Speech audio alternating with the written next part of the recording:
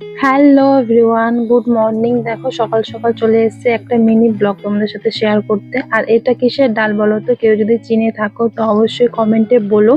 তো এটাই সকাল থেকে মানে ভাবছি আজকে কি রান্না করব। কালকে যেহেতু চিকেন খাওয়া হয়ে গেছে, তো আজকে ভাবছি এমনি হালকা ফালকা কিছু খাওয়ার। আর গরমও পড়েছে মানে অতিরিক্ত। তো দেখো এখানে ডালটা আগে হালকা করে ফ্রাই করে নিচ্ছি। ফ্রাই করে একটু মিক্সারে এটাকে হালকা একবার শুধু রাউন্ড করে ঘুরিয়ে যে একটু ইয়েটা থাকে, মানে উপরে একটু ছালগুলো, সেগুলো একটু এখানে ঝেড়ে নিচ্ছি। ঝেড়ে নেওয়ার পর তারপর পরে আরেকবার একটু মিক্সারে গুঁড়ো করবো, তাহলে মিক্সারে গুঁড়ো করলে আর কি সুবিধা হয়। দেখো এরকম হয়ে গেছে, খুব একটা পাউডার করার দরকার নেই, এরকম হালকা হালকা থাকলেই হলো। এটা একটা ডাল, মানে ভালোবেসে আমি একে কালো ডাল বলে থাকি। তো খুবই টেস্টি, মানে বলতে পারো আমাদের আদিবাসীর মধ্যে এটা সব থেকে ফেমাস ডাল। বিয়ে বলো এই বলো, মানে অনুষ্ঠানে না, মানে